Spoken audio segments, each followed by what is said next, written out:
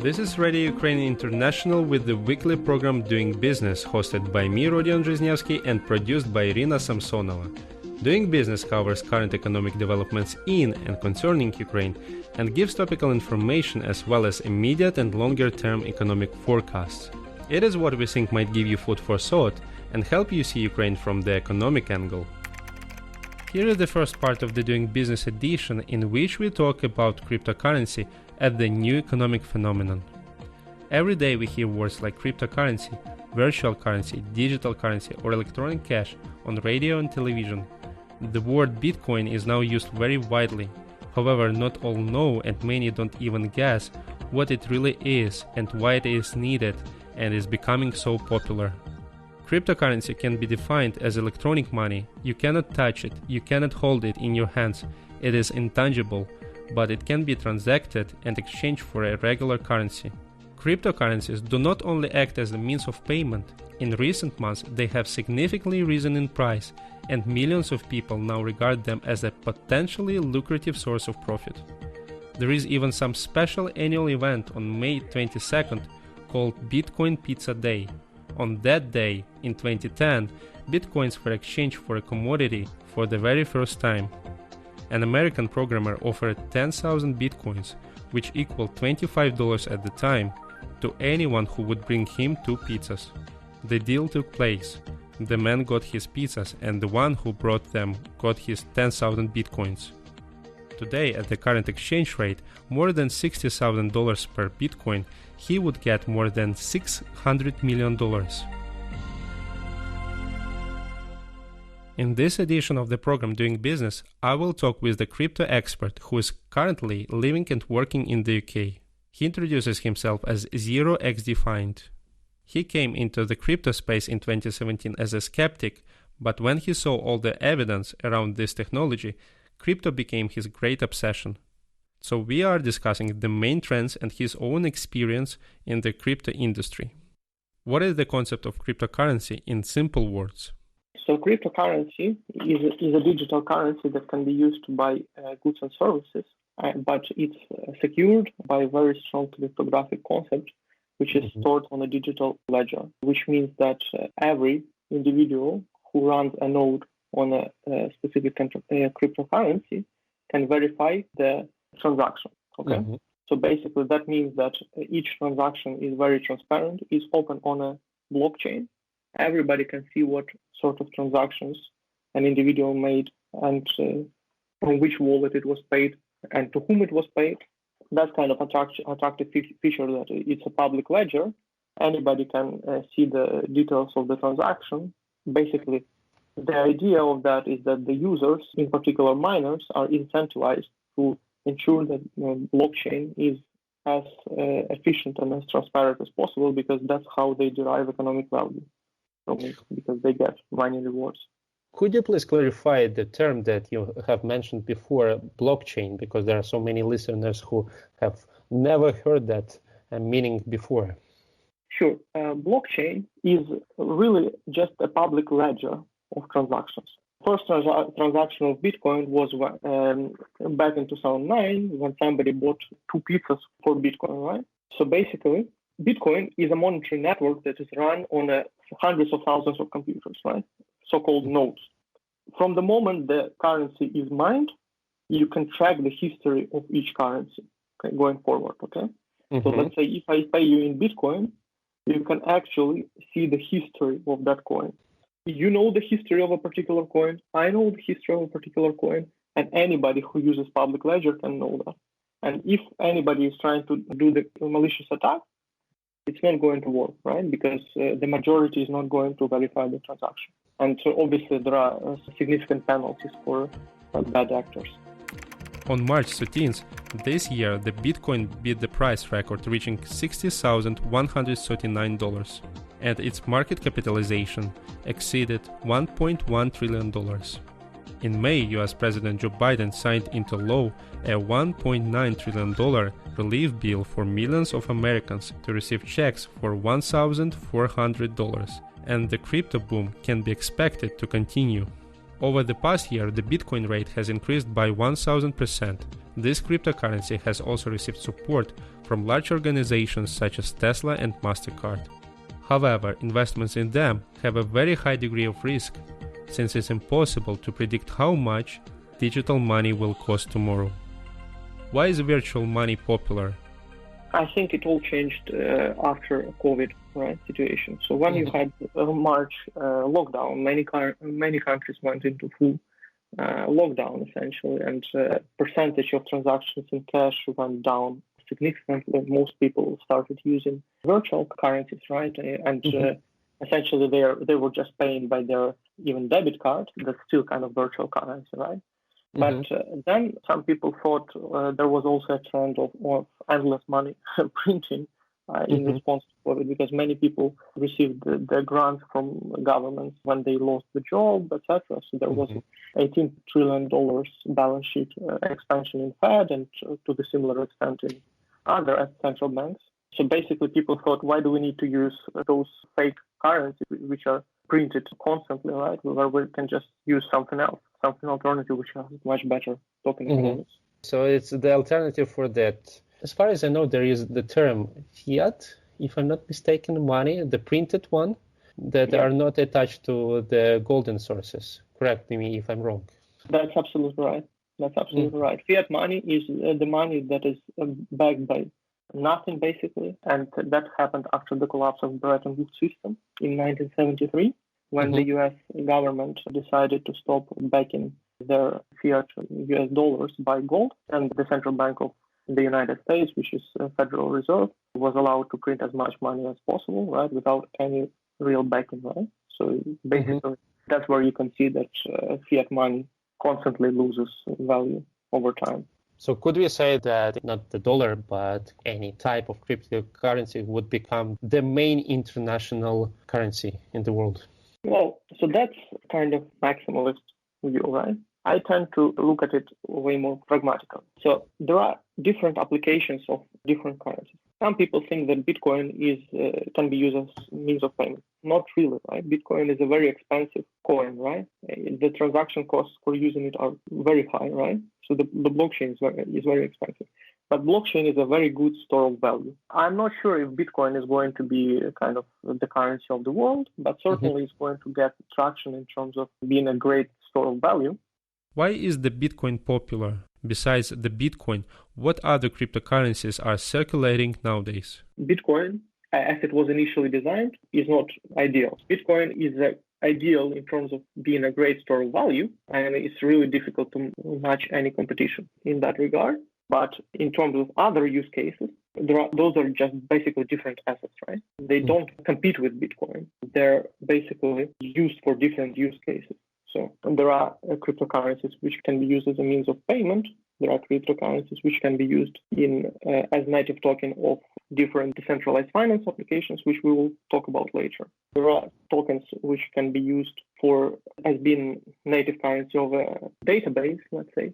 So all these different use cases, and you can see how they're not really connected with being the currency of the world. They're completely different use cases. You mentioned such meaning as token. Could you say what it means? Basically, token and cryptocurrency can be used interchangeably. What other cryptocurrencies are circulating nowadays? So let's just think about the second cryptocurrency, which is actually very important. In 2015, Ethereum cryptocurrency was designed. Ethereum is basically trying to achieve very different objectives from Bitcoin, right? Ethereum is trying to become a decentralized network of computers. And basically, the main idea of Ethereum is to get rid of the middleman in the industry, right? There is a statistic that 6% of GDP that is produced on a yearly basis goes to a middleman, to bankers, to brokers, etc., right? With the concept of Ethereum, you can actually introduce smart contracts which do not require any trust to anybody. They are basically ensuring trustless execution of contracts. Okay, so the only thing you need to trust is the technology. Other than that, I can transact with you on a peer-to-peer basis. So if you agree with me that I agree to pay you in 2 months, given that you supply some products to me in 2 months, okay, So, and we need a bank as a trust authority. So there is the agreement, and there is some intermediate chain that could yes, approve that you had that kind of agreement on such terms and conditions. Exactly. And with blockchain, you can actually do it programmatically with Ethereum, right? You can just write it in a smart contract, and the contract will execute automatically, right, without the need of third party. And that's a huge thing. That's a huge deal, right? There are so many different applications that can be built just by making sure that no third party is needed. This can be used in banking, in finance.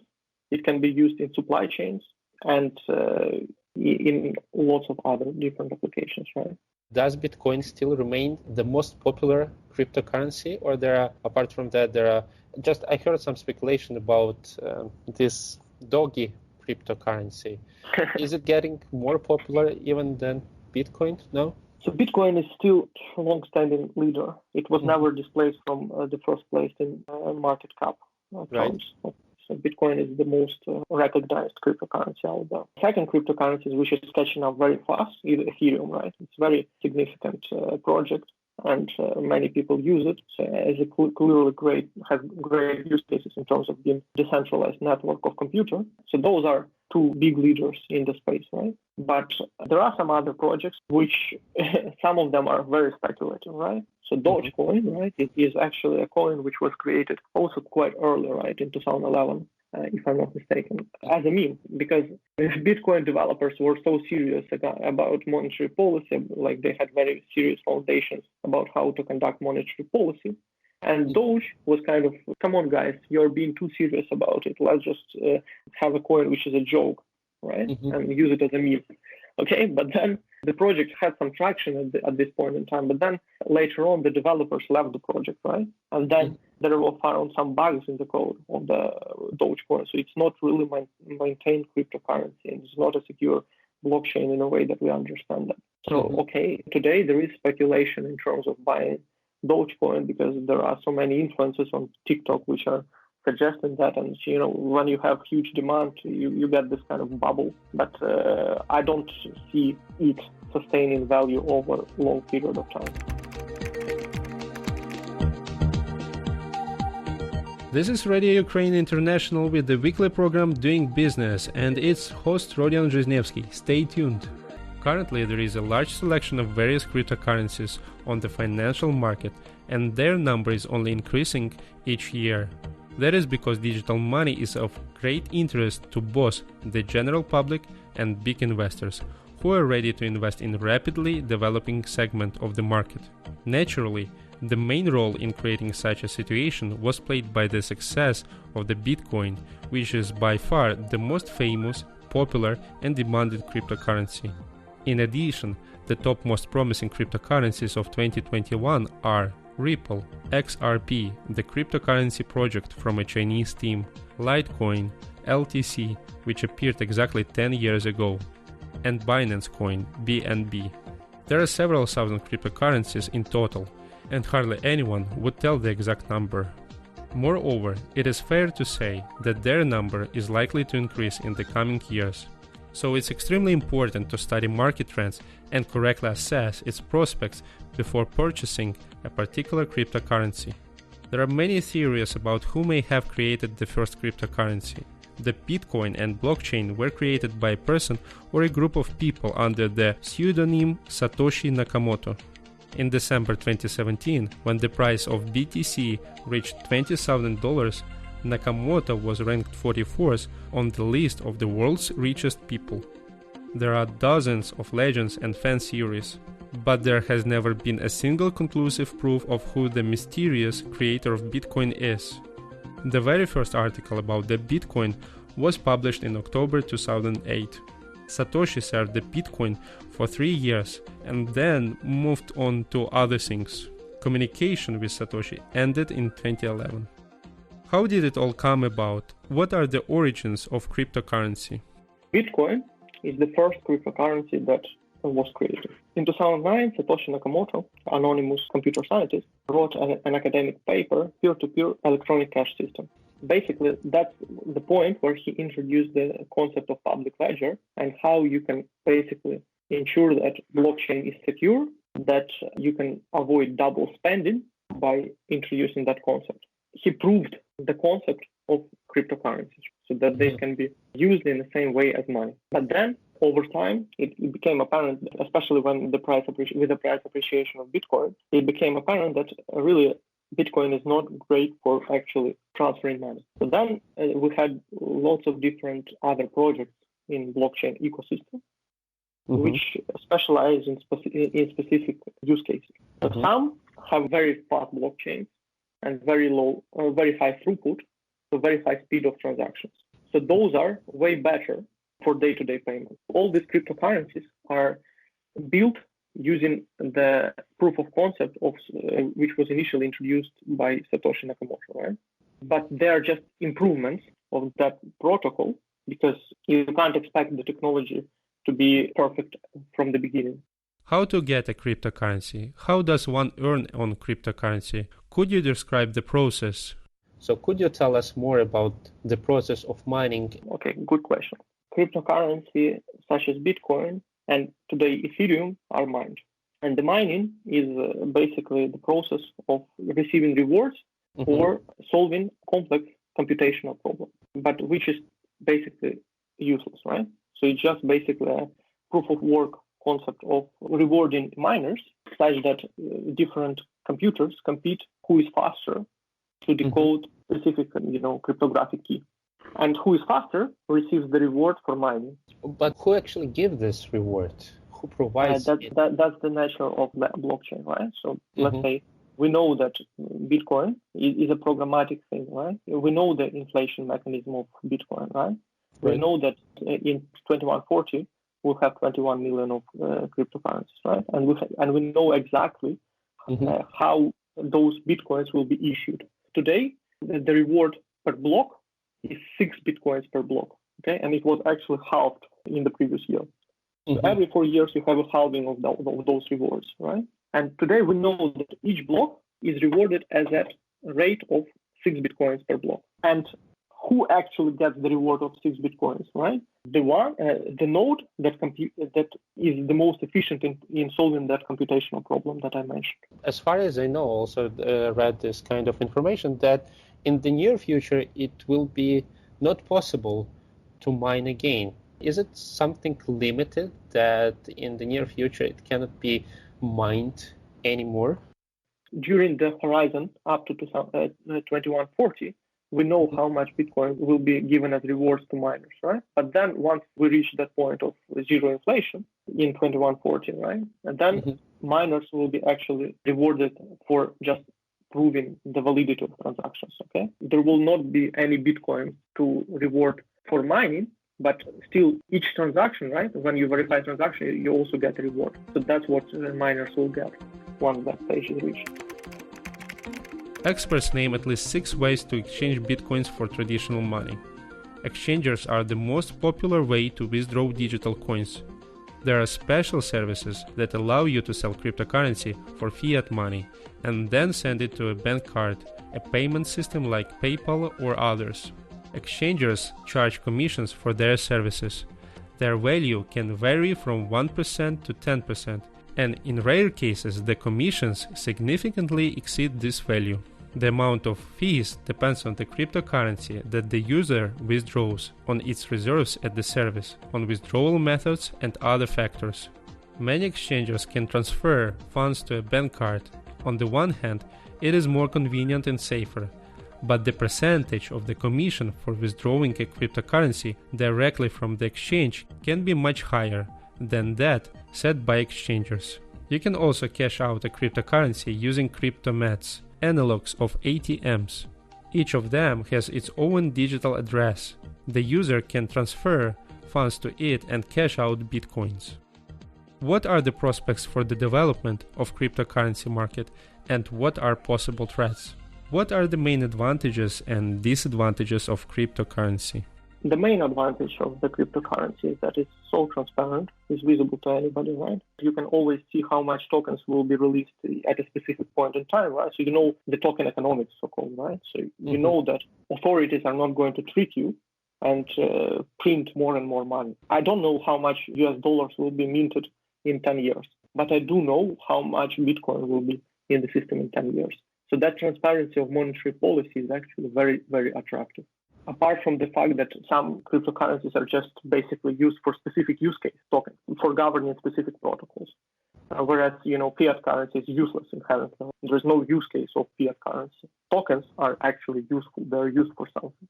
Disadvantages, I think it's a great revolution. It's going to benefit mankind tremendously. But the disadvantage of it is just that there's not enough awareness of cryptocurrency at this point in time. Some people just don't understand them well. The lack of regulation is probably, at this point, some sort of a disadvantage because really there are quite many scams in the industry. It's undeniable, right? So you have to be kind of educated in that field to be able to invest and use those protocols that are actually worthwhile. Basically, governments were very afraid of cryptocurrencies back in the day, right? When they didn't know basically how to track transactions properly, right? But now there are so many companies that are specialized in decoding those transactions and actually identifying the whole history of a specific wallet. So really, it's not very, like, FBI would love us to use Bitcoin or any public blockchain cryptocurrency, okay? They would love that because it's much easier to track that because it's a public ledger. If you use cash, you can't track it. If I give you cash, forget it. No way to track it. So actually, FBI would prefer us to use cryptocurrency rather than cash, right? So that's my main point, right? So main currencies are actually public. There are some private blockchains, Zcash, Monero. They are actually anonymous, right? That's, of course, something that governments are worried about. But at this point in time, they are not main cryptocurrencies. They are not used by so many people, and an estimate of illicit activity at this point in time in cryptocurrency is way less than 1%, when it was much more. Back in 2014, let's say, it was pretty significant percentage, right? Now it's very minuscule, I'd say. The cryptocurrency rate is not tied to either oil or gold. The main factors influencing the exchange rate are the limited emission and the level of demand. In this regard, cryptocurrency is similar to gold, the amount of which is limited in the world, but it cannot be made artificially. A cryptocurrency can, and that is the main advantage. Besides, it cannot be forged. To many, the main advantage of this type of currency is complete decentralization. That is, an electronic payment is made without any go-betweens and can only be cancelled or blocked by the sender, and no one but the sender. This type of non-cash payment allows you to bypass all the online banking systems and make payments directly, without official taxes or commissions. Indeed, it made a revolution in foreign exchange markets. Now the word community has a completely new vector of development and payment transactions which provides a high level of protection and complete confidentiality of the parties. Many governments still prohibit cryptocurrency transactions in their official markets. They don't want to be unable to control such transactions, some of which have criminal sources, leaving money launderers untraced and free. However, the trends of modern economy make authorities think about legalizing electronic money.